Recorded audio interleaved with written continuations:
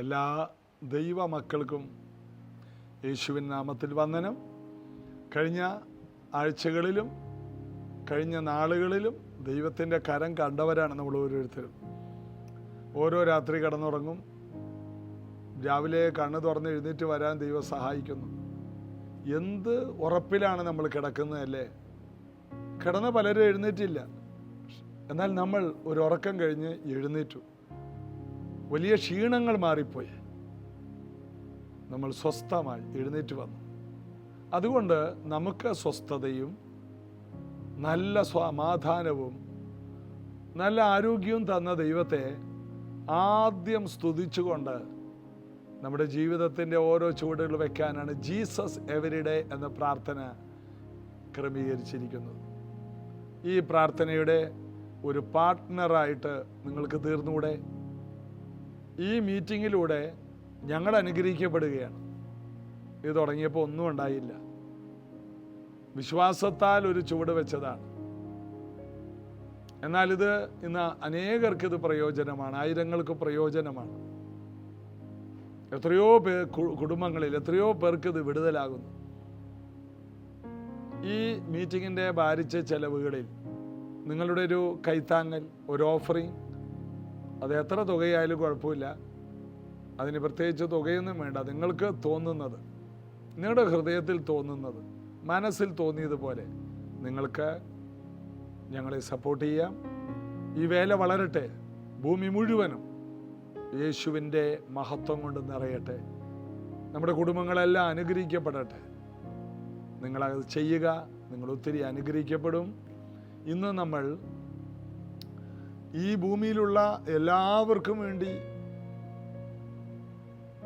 അവരുടെ രക്ഷയ്ക്ക് വേണ്ടി നമ്മൾ തുടങ്ങി വച്ചതാണ്. ഇത് ഭൂമിയുടെ എല്ലാ ഭാഗത്തേക്ക് എത്തിച്ചേരട്ടെ. ഒന്നാമത് മലയാളികളുള്ള എല്ലാ ഭാഗത്തേക്ക് എത്തട്ടെ, അതിനുശേഷം മറ്റു പല ഭാഷകളിലേക്കും ഇതിൽ നമ്മൾ വിശ്വസ്തരായാൽ ദൈവം അധികത്തിൽ നമ്മെ വിചാരകരാക്കും. ഒരുമിച്ച് ദൈവരാജ്യം പണിയാം. യേശുവിൻ്റെ വരവ് വരെ ജീസസ് എവരിഡേ പ്രോഗ്രാം തുടരട്ടെ. കർത്താവ് അത് ചെയ്യട്ടെ. നമുക്ക് കർത്താവിൽ ആശ്രയിക്കാം. കർത്താവ് ആരംഭിച്ച ഒന്നും മോശമായി പോകില്ല. കർത്താവ് തുടങ്ങി വെക്കുന്നതെല്ലാം സമൃദ്ധിയിൽ നിന്ന് സമൃദ്ധിയിലേക്ക് വരും. ദൈവികമാണെങ്കിൽ അത് നിലനിൽക്കും, മാനുഷികമാണെങ്കിൽ നിന്നുപോകും. ഓരോ ദിവസം കഴിയുന്തോറും ഈ പ്രാർത്ഥനയിൽ ആനന്ദവും സമൃദ്ധിയും ഞാൻ കാണുകയാണ്. കർത്താവ് വലിയ പ്രവർത്തികൾ ഇതിലൂടെ നിങ്ങളുടെ കുടുംബങ്ങൾക്ക് തരുന്നുണ്ട്. ബലപ്പെടാം, കർത്താവിൽ വിശ്വസിക്കാം. തുടർന്ന് നമുക്ക് കർത്താവിനെ ആരാധിക്കാം. സ്വർഗത്തിൽ ദൂതന്മാർ ആരാധിക്കുന്ന യേശുവിനെ ഈ പ്രാർത്ഥനയിലൂടെ ആരാധിക്കാൻ കിട്ടുന്ന ഈ അല്പസമയത്തെ വിലപ്പെട്ട നിമിഷങ്ങൾ നിങ്ങൾ ഹൃദയം കൊണ്ട് പാടി, ഒരുമിച്ച് പാടി കർത്താവിനെ ആരാധിക്കാനായി സമർപ്പിക്കുക. ആമേൻ. യേശുവേ, നിൻ പാദം കുമ്പിടുന്നേ. യേശുവേ, നിൻ പാദം കുമ്പിടുന്നേ. യേശുവേ, നിൻ പാദം കുമ്പിടുന്നേ. നിസ്തുല സ്നേഹത്താലേ ക്രിസ്തുവേ എന്നെയും നീ. നിസ്തുല സ്നേഹത്താലേ ക്രിസ്തുവേ എന്നെയും നീ. നിൻ മകനാക്കുവാൻ തിന്മകൾ നീക്കുവാൻ വിൺമഹിമ വെടിഞ്ഞു. ഹല്ലേലൂയ, ആമേൻ, ഹല്ലേലൂയ.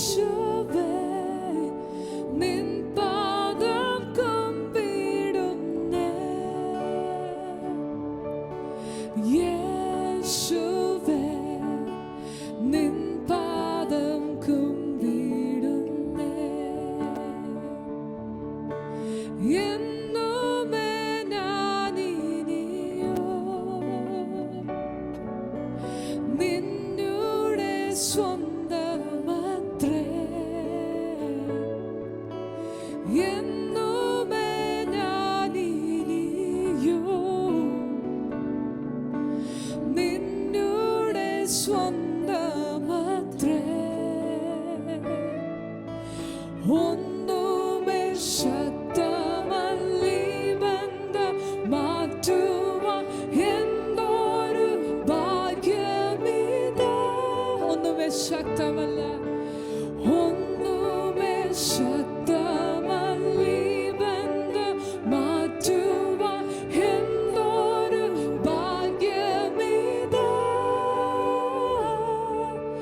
ഹല്ലേലൂയ, ആമേൻ, ഹല്ലേലൂയ,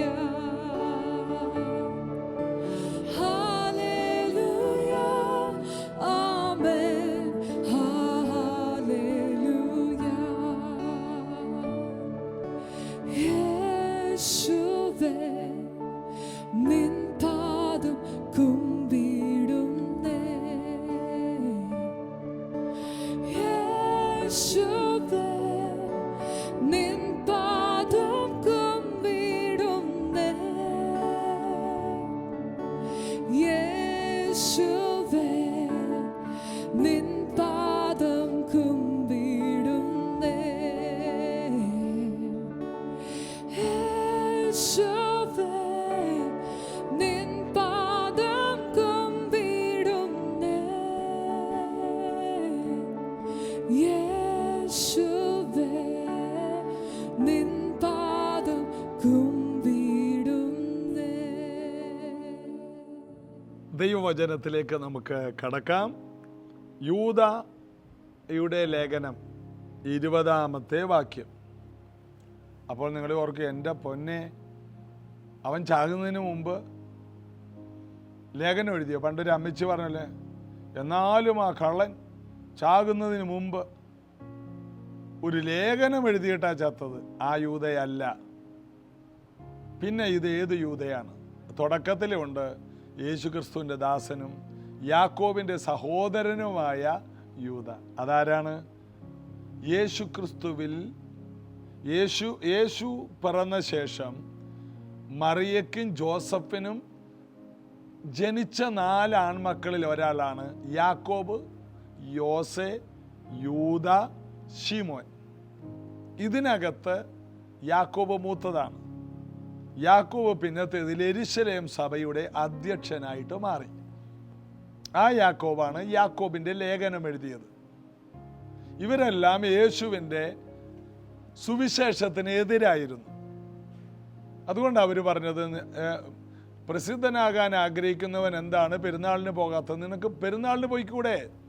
യേശു പറഞ്ഞു, ഇത് നിങ്ങളുടെ സമയമാണ്, എൻ്റെ സമയമല്ല. അതായത് വിമർശിക്കുന്ന, കളിയാക്കുന്ന ഒരു ഗ്രൂപ്പിൽ പെട്ടതായിരുന്നു ഈ യൂദയും യാക്കോബൊക്കെ.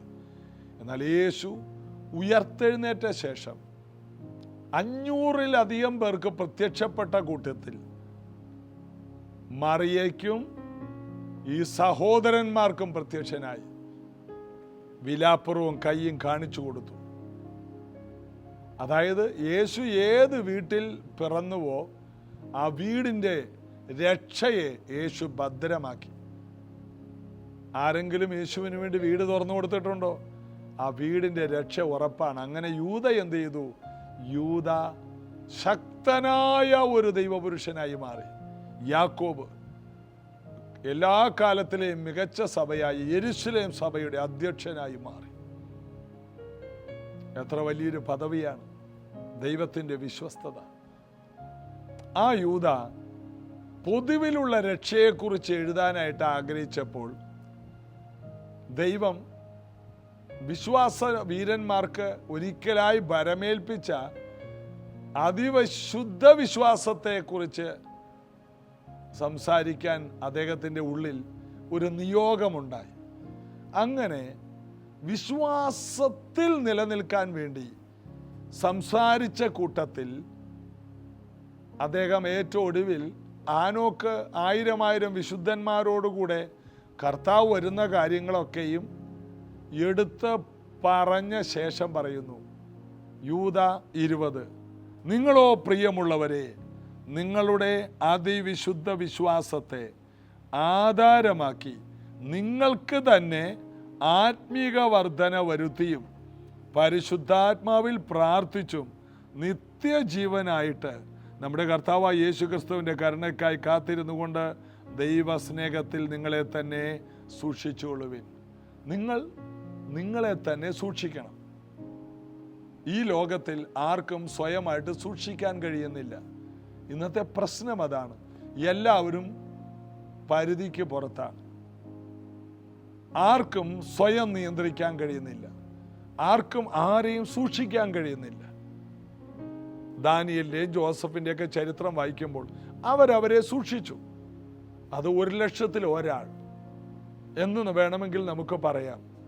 എന്നാൽ നിങ്ങളെ സൂക്ഷിക്കണം. ഇതാണ് യൂദ പറയുന്നത്. നിങ്ങളെ അതിവിശുദ്ധ വിശ്വാസത്തെ ആധാരമാക്കി നിങ്ങൾ ആത്മാവിൽ ഏത് നേരത്തും നിങ്ങൾക്ക് തന്നെ ആത്മീക വർധന വരുത്തി പരിശുദ്ധാത്മാവിൽ പ്രാർത്ഥിച്ചു. അപ്പോൾ ആത്മീക വർധന വരുത്തി പരിശുദ്ധാത്മാവിൽ പ്രാർത്ഥിക്കുന്ന ഒരു വ്യക്തിക്ക് സ്വയം സൂക്ഷിക്കാനുള്ള ശക്തി ഉണ്ടാകും. അന്യഭാഷയിൽ പ്രാർത്ഥിക്കുക, അതാണ് അതിൻ്റെ അർത്ഥം. ആത്മാവിൽ പ്രാർത്ഥിക്കുക. ഞാൻ ബുദ്ധി കൊണ്ട് പ്രാർത്ഥിക്കും, ആത്മാവ് കൊണ്ട് പ്രാർത്ഥിക്കും. ഞാൻ ബുദ്ധി കൊണ്ട് പാടും, ആത്മാവ് കൊണ്ട് പാടും.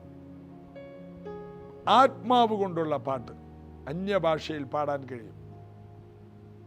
ആത്മാവ് കൊണ്ട് സ്തുതിക്കാൻ കഴിയും. ആത്മാവിൽ യുദ്ധം ചെയ്യാൻ കഴിയും. അന്യഭാഷയിൽ യുദ്ധം ചെയ്യാൻ കഴിയും. ആത്മാവിൽ സംസാരിക്കാൻ കഴിയും.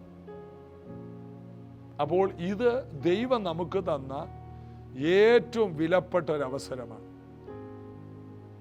അപ്പോസ്തല പ്രവൃത്തി 2 അവർ അന്യഭാഷകളിൽ സംസാരിച്ചു തുടങ്ങിയെന്നേ ഉള്ളൂ. അതിന്റെ അർത്ഥം നിർത്താൻ പാടില്ല. നമ്മുടെ വായിൽ ഈ തന്നിരിക്കുന്ന വാക്കുകളെ നിർത്തരുത്.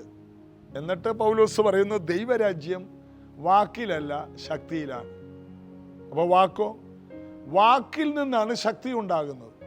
ദൈവരാജ്യം വാക്കിലല്ല ശക്തിയിലാണ്. വാക്കുകൾ ഉപയോഗിച്ച് ശക്തിയെ നമ്മൾ പുറത്തെടുക്കണം.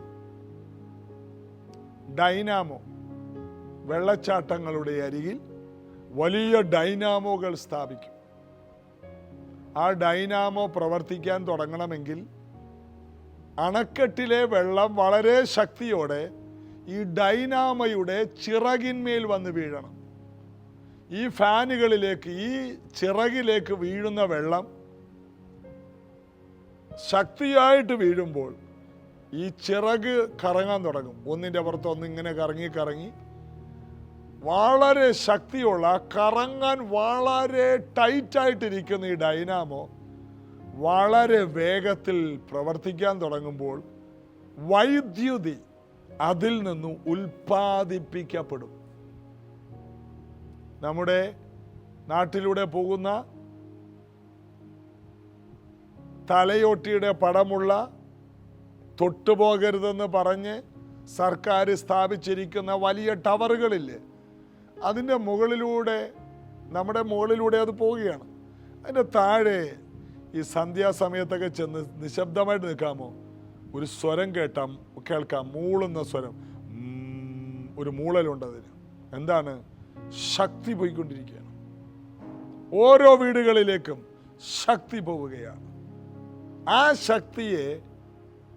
ആ ശക്തിയുമായി ആര് കണക്ട് ചെയ്യുന്നുവോ, ആ കണക്ട് ചെയ്യുന്ന, അത് മിക്സി ആണെങ്കിൽ ഉടനെ അത് കറങ്ങാൻ തുടങ്ങും. AC ആണെങ്കിൽ ഉടനെ അത് പ്രവർത്തിച്ച് തണുപ്പിക്കാൻ തുടങ്ങും. ഹീറ്റർ ആണെങ്കിൽ, വാട്ടർ ഹീറ്റർ, ഉടനെ അടുക്കളയിൽ ഹീറ്റർ, ബാത്റൂമിൽ ഹീറ്റർ ചൂടാക്കാൻ തുടങ്ങും. വെള്ളം ചൂടാക്കുന്നു. അടുക്കളയിൽ പാചകത്തിനുള്ള സൗകര്യം, ഇൻഡക്ഷൻ കുക്കർ, എല്ലാം ഒരു ശക്തിയിലാണ് പ്രവർത്തിക്കുന്നത്. ശക്തി എല്ലാം പ്രവർത്തിക്കുകയാണ്. ചിലർ കിടന്നുറങ്ങുന്നു ഫാനിട്ട്, ചിലർ AC ഇട്ട് കിടക്കുന്നു. കൂടുതൽ ശക്തി എടുക്കുന്ന AC ഉണ്ടെങ്കിൽ അത് നമുക്ക് തണുപ്പ് തരും. ചെറിയ ശക്തിയാണെങ്കിൽ ഫാൻ ഉപയോഗിക്കുമ്പോൾ എത്രത്തോളം ശക്തി ഒരു വീട്ടിലേക്ക് കടത്തി വിടുന്നുവോ, ആ വീട്ടുകാരതിനെ അനുവദിക്കുന്നുവോ, അത്രയും പ്രവർത്തനങ്ങൾ ആ വീട്ടിൽ നടക്കുന്നുണ്ടല്ലേ. ആ ശക്തി ഡൈനാമോയിൽ നിന്ന്, വെള്ളച്ചാട്ടത്തിൽ നിന്ന്, ഡാമിൽ നിന്ന് വരുന്ന ആ ശക്തി മൈലുകൾ യാത്ര ചെയ്ത് നമ്മുടെ വീട്ടിലെത്തുമ്പോൾ ആ ശക്തിയെ കണക്ട് ചെയ്യാൻ നമ്മൾ സ്ഥാപിച്ച വയറിംഗ് അല്ലേ അതിനെ നമ്മുടെ വീട്ടിലേക്ക് കൊണ്ടുവരുന്നത്. അവിടെ ഓരോ സ്വിച്ചുകൾ നമ്മൾ സ്ഥാപിച്ചിട്ടുണ്ട്. ഓരോ മുറിയിലോട്ട് കയറുമ്പോൾ ടക്ക് ഉടനെ ലൈറ്റ് വന്നു കഴിഞ്ഞു, ടക്ക് ലൈറ്റ് ഓഫായി, ഫാൻ ഓണായി, AC നമ്മൾ നമ്മുടെ സൗകര്യത്തിന് കൂട്ടുകയും കുറയ്ക്കുകയും ചെയ്യുന്നു. എന്തായി സംഭവിക്കുന്നത്? വലിയ വലിയ ഫാക്ടറികളിൽ ഒത്തിരി ഒത്തിരി സംഗതികൾ ഉണ്ടാക്കിക്കൊണ്ടിരിക്കുകയാണ്. എന്താ? നമുക്ക് കഴിക്കാനുള്ള ഭക്ഷണം, നമുക്ക് ജീവിക്കാൻ വേണ്ടിയുള്ള പലതും ഈ ഫാക്ടറികളിൽ ഉണ്ടാക്കുകയാണ്.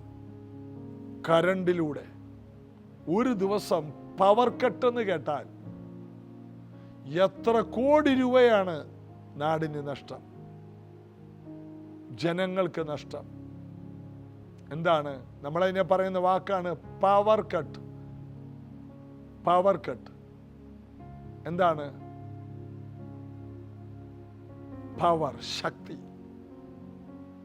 എല്ലാ വീട്ടിലേക്കും വരുന്ന ശക്തിയാണ്. ഇതിന് സംഭവിക്കുന്നത് എന്താ? ഒരു ഡൈനാമോ വെള്ളച്ചാട്ടത്തിൻ്റെ അരികിലിരുന്ന് ആ വെള്ളത്തിലിരുന്ന് കറങ്ങുകയാണ്. ഇതുപോലെ പരിശുദ്ധാത്മാവാകുന്ന വെള്ളച്ചാട്ടത്തിൻ്റെ ഫോഴ്സിൽ നമ്മുടെ നാവ് ചലിക്കാൻ തുടങ്ങുമ്പോൾ ഒരു സെൽഫ് ജനറേറ്റിംഗ് പവർ നമ്മിൽ നിന്ന് പുറത്തു വരും. ആ ശക്തി ഈ ഡാമിലെ ജനറേറ്റർ കറങ്ങുകയാണ്. ഇന്നലത്തെ പേപ്പറിലുണ്ട്, ഡാമിൽ 40% വെള്ളമുള്ളൂ. ആശങ്ക എന്താണ്? ഡാമിൽ വെള്ളം കുറയുന്നു. എന്താണ് ഡാമിൽ വെള്ളം കുറഞ്ഞാൽ? പവർ കട്ട് എന്ന ഒരു ഭയാനകമായ വലിയൊരു സംഭവം ഉണ്ടാകും. അത് നാടിനെ ബാധിക്കും, സമ്പത്തിനെ ബാധിക്കും, സാമ്പത്തിക മേഖലയെ ബാധിക്കും. അപ്പോൾ പവർ സാമ്പത്തിക മേഖലയെ ബാധിക്കും, പവർ നമ്മുടെ മുന്നേറ്റത്തെ ബാധിക്കും. മുന്നോട്ട് പോകണമെങ്കിൽ, സമൃദ്ധി ഉണ്ടാകണമെങ്കിൽ, രാജ്യം സാമ്പത്തികമായി ഉയരണമെങ്കിൽ പവർ വേണം. കറങ്ങിക്കൊണ്ടിരിക്കുകയാണ്. ഇത് തന്നെയാണ് ഇടവിടാതെ സ്തോത്രം ചെയ്യുവിൻ. നിങ്ങൾക്ക് തന്നെ ആത്മീക വർധന വരുത്തുവിൻ. നിങ്ങളുടെ ജീവിതത്തിന് വേണ്ട വെളിച്ചം, നിങ്ങളുടെ ജീവിതത്തിന് വേണ്ട ശക്തി, നിങ്ങളുടെ ജീവിതത്തിന് വേണ്ട വിടുതൽ, നിങ്ങൾ പോകുമ്പോൾ പല വാതിലുകളും തുറന്നു വരേണ്ടതിന് നിങ്ങളുടെ ഉയർച്ചകൾ എല്ലാം നിങ്ങളുടെ ആദരത്തിലാണ്, നിങ്ങളുടെ മുൻപിൽ. അതുകൊണ്ട് നിങ്ങൾക്ക് വേണ്ടി ദൈവം വെളിയിലല്ല വെച്ചിരിക്കുന്നത്, അനുഗ്രഹം നാവിലാണ്. അതുകൊണ്ടാണ് ബൈബിൾ പറയുന്ന മരണവും ജീവനും നാവിൻ്റെ അധികാരത്തിലാണ്. അതിൽ പ്രിയപ്പെടുന്നവർ അതിൻ്റെ ഫലം അനുഭവിക്കും. എല്ലാവരും അത് ചെയ്യാറില്ല. അന്യഭാഷയൊക്കെ കിട്ടി, ഞങ്ങളങ്ങനെ പറയാറൊന്നുമില്ല, വേറെ എന്തെല്ലാം കാര്യം പറയാനുണ്ട്. എന്നാൽ ഈ വെളിപ്പാട് അറിഞ്ഞാൽ, ഇതൊരു വലിയ വെളിപ്പാടാണ്. ഈ ജീവനുള്ള ദൈവത്തിൻ്റെ പുത്രനായ ക്രിസ്തു എന്ന വെളിപ്പാട് പോലെ തന്നെ മറ്റൊരു വെളിപ്പാടാണ്, എന്നിൽ വലിയ ജീവജല നദികളുണ്ട്. അതെൻ്റെ നാവിലൂടെ തുറന്നു വിടുമ്പോൾ എൻ്റെ ഡൈനാമോ പ്രവർത്തിക്കുകയാണ്. എന്നിലുള്ള വെള്ളച്ചാട്ടം എൻ്റെ നാവിലൂടെ വലിയൊരു ഡൈനാമോയെ പ്രവർത്തിപ്പിക്കുന്നുണ്ട്.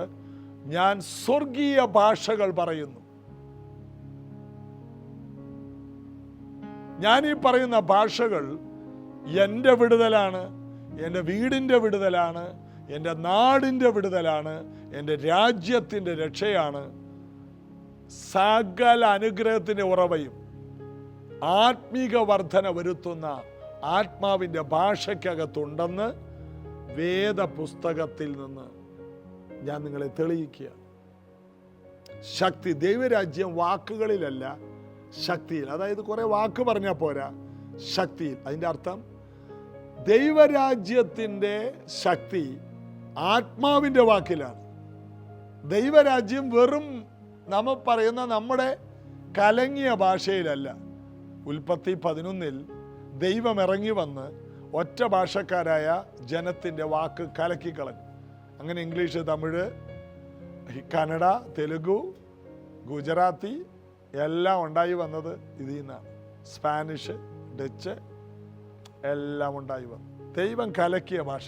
അപ്പം കലങ്ങിയ ഭാഷ ശക്തി കൊണ്ടുവരുന്നില്ല, എന്നാൽ ദൈവം തന്ന ഭാഷ ശക്തിയെ കൊണ്ടുവരും. കലങ്ങിയ ഭാഷ നമ്മളെ കൂടുതൽ കലക്കുകയേ ഉള്ളൂ, എന്നാൽ ദൈവം തന്ന ഭാഷ നമ്മെ കൂടുതൽ തെളിമയുള്ളവരും ശക്തിയുള്ളവരുമാക്കും. അതുകൊണ്ട് ആത്മീക വർധന വരുത്തി ഏത് നേരത്ത് ആത്മാവിൽ പ്രാർത്ഥിച്ചും എന്ത് ചെയ്യണം? നമുക്ക് തന്നെ ആത്മീക വർധന വരുത്തണം.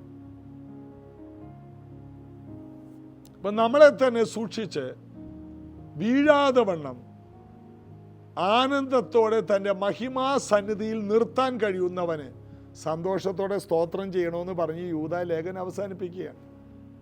എങ്ങനെ വീഴാതെ വണ്ണം സൂക്ഷിക്കുന്നത്? എന്താ? ശക്തിയാണ്. ഈ ശക്തിയുടെ അടുക്കലേക്ക് ആർക്കും അടുക്കാൻ കഴിയില്ല. ഈ ഫോറസ്റ്റുകളിൽ വലിയ ഫെൻസുകൾ കെട്ടിയിട്ടുണ്ട്, വന്യജീവികൾ അടുക്കാതെ വണ്ണം. ആ ഫെൻസെ കയറി പിടിക്കുമ്പോൾ ആന ചത്തുന്നൊക്കെ കേൾക്കുന്നു. എന്താ കാരണം? ഇതിൽ തൊട്ടാൽ തീർന്നു, ഇതിനോട് അടുക്കരുത്. ശക്തിയാണ്. പിശാചിന് അടുക്കാൻ കഴിയില്ല, പാപത്തിന് അടുക്കാൻ കഴിയില്ല, എല്ലാം കത്തിപ്പോവും, തീർന്നു പോവും. ഇതിനോട് അടുക്കാൻ ആർക്കും കഴിയില്ല. പാതാള ഗോപുരത്തിന് ജയിക്കാൻ കഴിയില്ല. സ്വർഗീയ ശക്തി. ദൈവരാജ്യം വാക്കുകളിലല്ല, ശക്തിയിലാണ്. ഈ ശക്തി നമ്മുടെ ഡൈനാമോ പ്രവർത്തിക്കണം. അപ്പോൾ നമ്മുടെ വായിൽ നിന്ന് പുതിയ പുതിയ വാക്കുകൾ, പ്രാർത്ഥന, പാട്ട്, സ്തുതി, സങ്കീർത്തനങ്ങളാലും സ്തുതികളാലും ആത്മീക ഗീതങ്ങളാലും നാം പാടിക്കൊണ്ടിരിക്കുമ്പോൾ നമ്മുടെ നാവിലൂടെ വരുന്ന ഈ വിലപ്പെട്ട അനുഭവങ്ങൾ ശക്തിയെ റിലീസ് ചെയ്യും. ശക്തി സമ്പത്ത്, സമൃദ്ധി, ഉയർച്ച, സൗഖ്യം, സമാധാനം എല്ലാം കൊണ്ടുവരും. ഈ സത്യങ്ങളെ ഗ്രഹിച്ചുകൊണ്ട് ഒരു പുതിയ തുടക്കം ഇന്നു മുതൽ നമുക്ക് ആരംഭിക്കാം. തീർച്ചയായും നിങ്ങൾ ഈ കൂട്ടായ്മയെ ഇഷ്ടപ്പെടുന്നവരും വചനം കേൾക്കുന്നവരുമാണ്. മറ്റുള്ളവർക്ക് ഷെയർ ചെയ്യും. ഈ സത്യങ്ങൾ പലർക്കും അറിയില്ല, പല സഭകൾക്കറിയില്ല. ഈ സത്യമാണ് നമ്മെ മാറ്റിമറിക്കുന്നത്.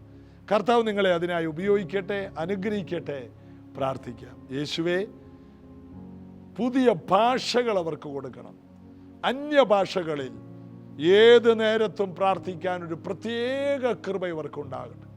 മണിക്കൂറുകൾ പ്രാർത്ഥിക്കുന്നവരാകട്ടെ. പരിശുദ്ധാത്മാവ് അതിനുള്ള ഭാഷ നിറവ് ഇവരുടെ മേൽ പകരണം. വാ തുറക്കുമ്പോൾ പുതിയ വാക്കുകളും നിറവുകളും അവർക്ക് കൊടുക്കണം. സംസാരിക്കേണ്ടുവണ്ണം സംസാരിക്കാൻ അവരുടെ വാ തുറക്കുമ്പോൾ വചനം കൊടുക്കണം. അനുഗ്രഹിക്കും. സൗഖ്യങ്ങൾ ഉണ്ടാകട്ടെ, വിടുതലുകൾ ഉണ്ടാകട്ടെ, ഉയർച്ചകൾ ഉണ്ടാകട്ടെ. ദേശത്ത് തല ഉയർത്തി നിൽക്കട്ടെ. പോകുന്നിടത്തെല്ലാം സക്സസ്, വിജയമുണ്ടാകട്ടെ. വിദ്യാഭ്യാസം, ഭാവി എല്ലാം വിജയമാകട്ടെ. യേശുവിൻ നാമത്തിൽ ആമേൻ. വിജയിക്കാനുള്ളതെല്ലാം നമ്മിലുണ്ട്. ഈ മർമ്മങ്ങളെ ഹൃദയത്തിൽ സംഗ്രഹിക്കുക, പ്രാക്ടീസ് ചെയ്യുക. ജീസസ് എവരിഡേ പ്രോഗ്രാമിൽ കേൾക്കുന്ന എല്ലാ പ്രസംഗങ്ങളും പ്രാക്ടിക്കലാക്കാനുള്ളതാണ്. സ്വർഗത്തിൽ ചെന്നിട്ടല്ല, ഈ ഭൂമിയിൽ വിജയം കൊയ്തെടുക്കണം, ഉയർച്ചകൾ പ്രാപിച്ചെടുക്കണം. ഇന്ന് വൈകിട്ട് നമുക്ക് അനുഗ്രഹിക്കപ്പെട്ട ഒരു ഉപവാസ പ്രാർത്ഥന സൂമിലൂടെയുണ്ട്. മീഡിയയിലൂടെ നമുക്കത് കാണാൻ കഴിയും. താല്പര്യമുള്ളവർ ഞങ്ങളെ അറിയിക്കണം. നിങ്ങൾക്ക് അതിനുള്ള പങ്കെടുക്കാനുള്ള സൗകര്യങ്ങൾ ചെയ്തു തരും. രാത്രി 7 മണി മുതൽ 9 മണി വരെ സംബന്ധിക്കണം. മറ്റുള്ളവർക്ക് ഈ വീഡിയോകൾ ഷെയർ ചെയ്യണം. കർത്താവിൻ്റെ വലിയ കൃപ നമുക്ക് അനുഭവിക്കാം. നാളെ ഇതേ സമയത്ത് വീണ്ടും കാണാം. God bless you.